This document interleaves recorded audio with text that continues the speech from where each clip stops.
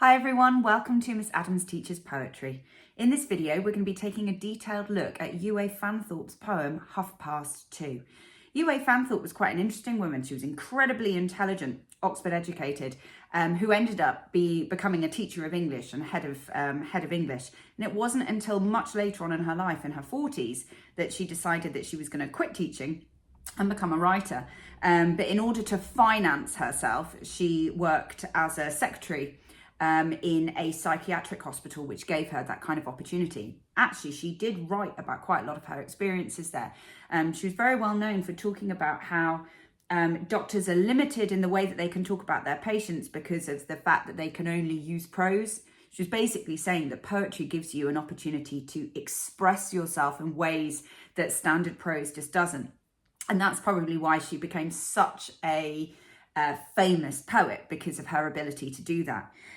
She very much wrote about kind of social change. She had quite a kind of satirical stance, certainly quite a lot of wit. And she also wrote about sort of human experience through different perspectives. And that fits in really, really well with the poem that we're going to be looking at today, Half Past Two, which uses an adult narrator very subtly to describe the experiences of a very small child being given detention for doing something very wrong.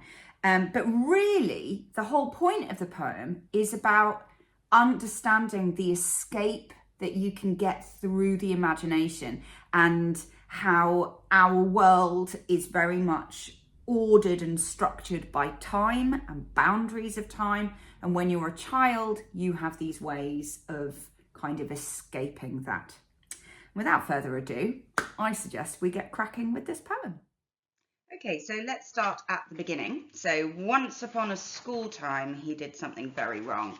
I forget what it was. So the most kind of remarkable thing about the opening of this poem is the narrative style, which is of course drawing upon fairy tale traditions, you know, once upon a time. But obviously what we do have here is the addition of school into time that gives us this perspective. You'll notice straight away from the addition of school to our compound noun and the kind of traditional fairy tale opening that this is introducing the childhood perspective. So even though the narrator is a kind of adult looking back, potentially the child grown up or somebody else who knows the story, we're getting this very kind of childhood tone.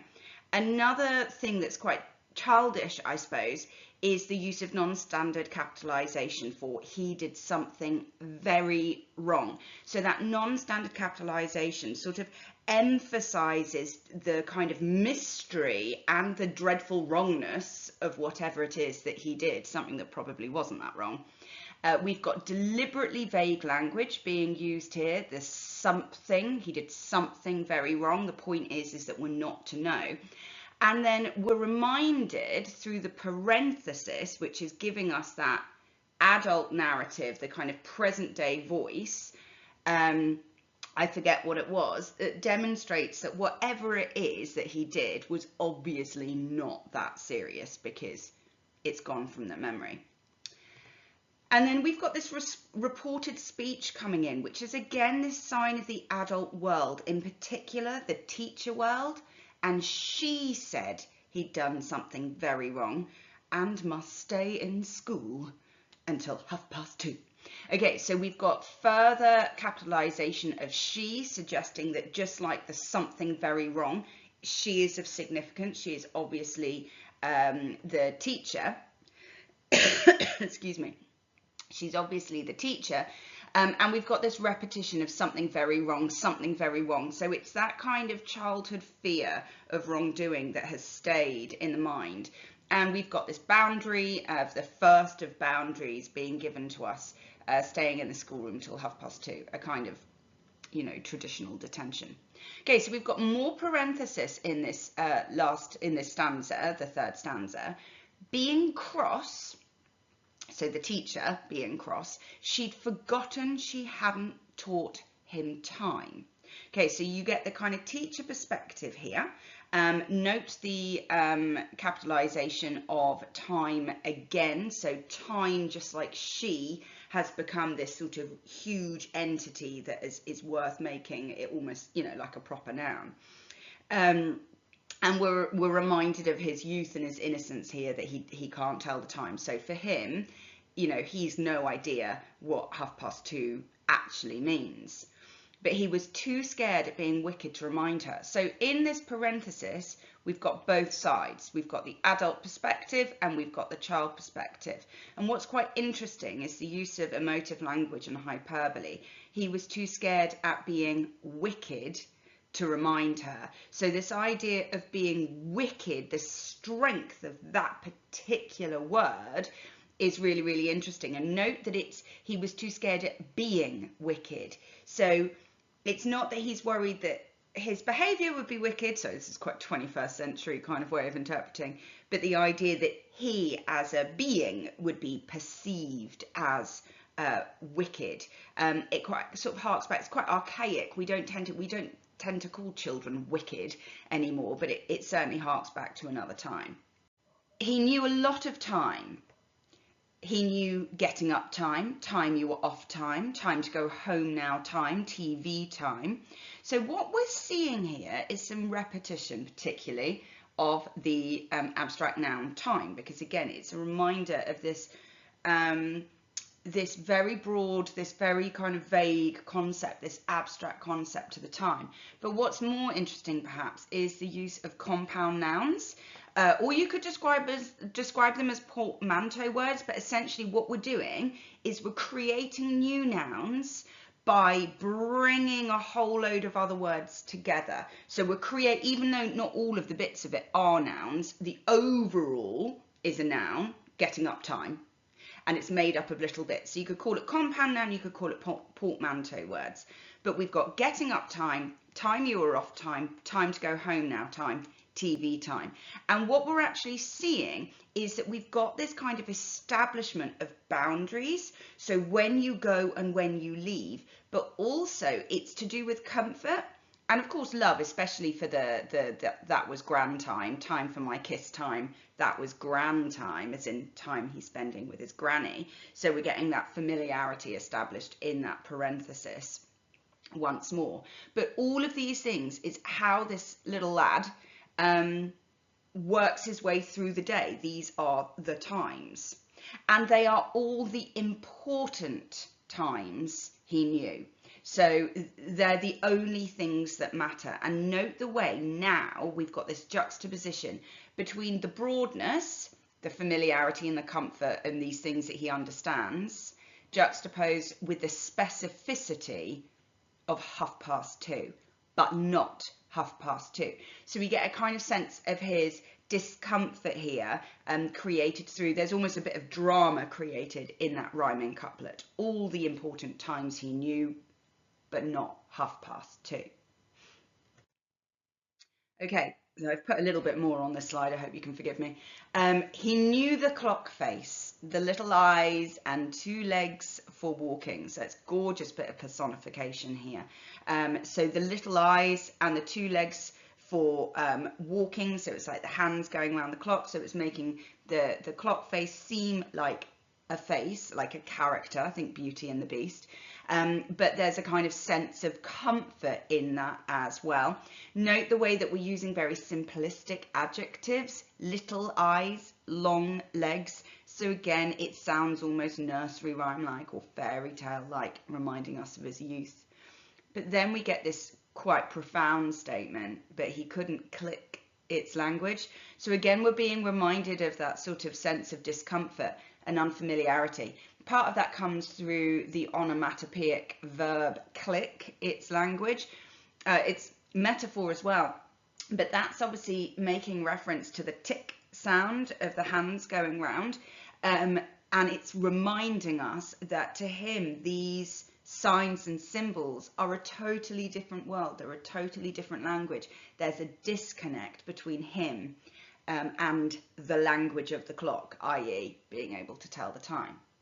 So he waited beyond once upon a, out of reach of all the time fours. Oh, I really like this bit.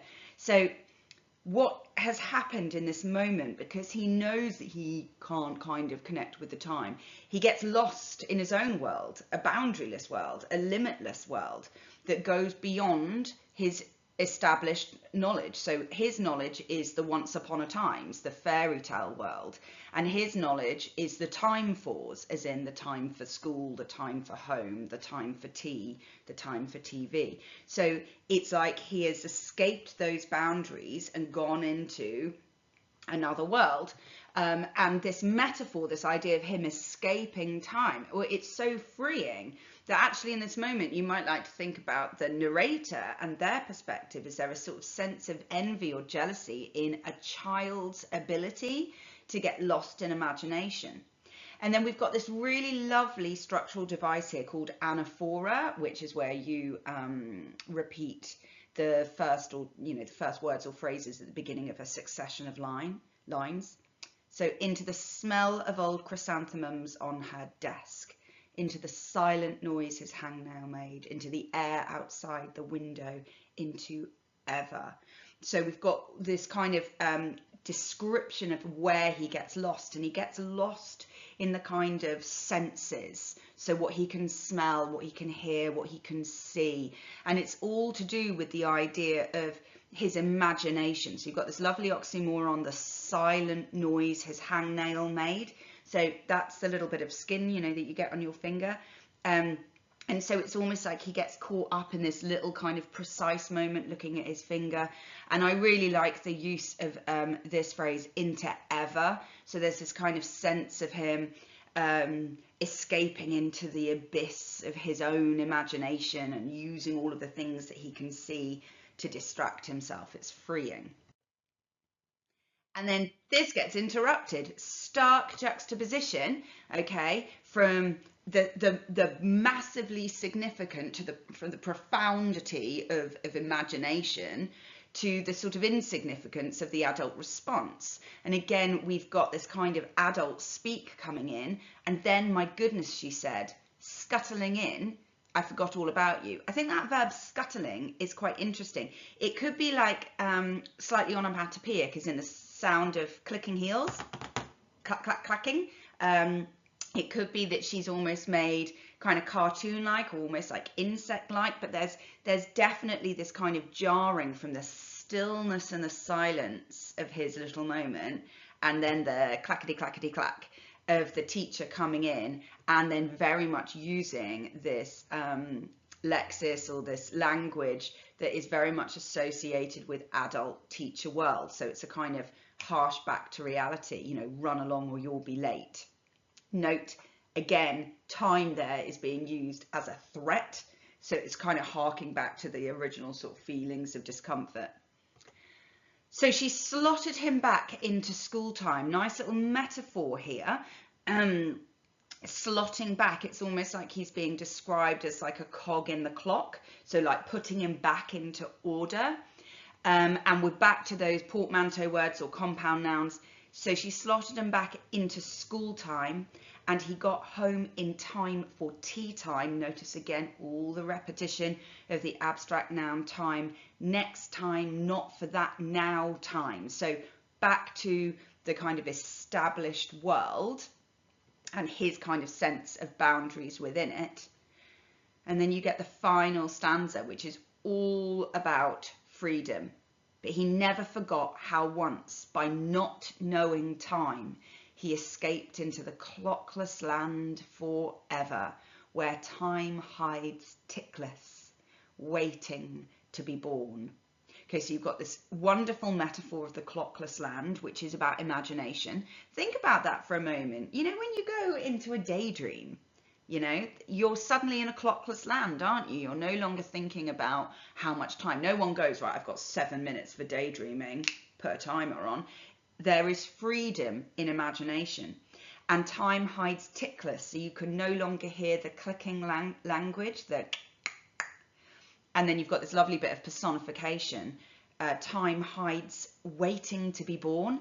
So there's this sort of sense of anticipation of what freedom can be gained from this timeless world. And like I said before, it's that freedom and limitlessness of childhood imagination, which again kind of suggests that there's a sense of like envy from the adult narrator's perspective looking back on this moment. So a couple of things on form.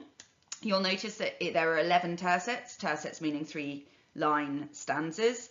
It is written in free verse, despite the fact that there is regularity in terms of how many lines there are in each stanza. You've got lots of enjambment going on. You've got lots of non-standard forms, so the use of parenthesis, the portmanteau words, the use of capitalization. But I think the most important thing to say about the form is this concept of structure and lack of structure. So, you know, if you look at it on the page, it looks ordered, doesn't it? It looks like there's a structure, but within each of those stanzas, there's total lack of structure. And I think that's really mirroring the kind of concept of time. So you're sat within a time structure, these kind of boundaries, and then the child that the narrator is describing is living without structure within that structure. Ooh, how exciting.